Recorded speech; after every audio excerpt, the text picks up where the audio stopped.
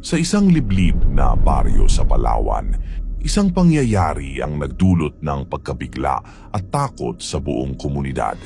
Si Benji Ganoy, isang residente, ay dumalo sa isang kasalan noong Hulyo 17, ngunit hindi na siya bumalik mula sa gabing iyon.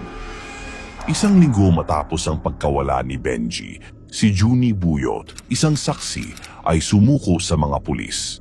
Siya ang nagsalaysay ng mga kakilakilabot na detalye ng nangyari noong gabing iyon. Ibinunyag niya ang totoong dahilan ng pagkawala ni Benji. Sa kasalang dinaluhan ni Benji, masaya ang lahat. Nagkakatuwaan, nagiinuman at nagsasayawan. Pero habang nagkakasayahan, aksidenteng natapilok si Benji at nahawakan ang isang babae habang sumasayaw.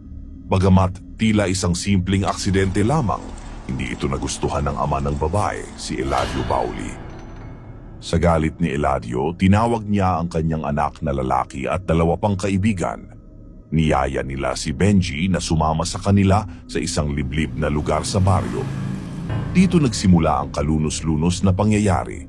Ayon kay Buyot, paulit-ulit nilang inundayan ng patalim si Benji at sa puntong iyon nawalan na ng buhay ang biktima. Ngunit ang mas nakagugulat ay ang ginawa ng mga suspek matapos mawala ang buhay ni Benji.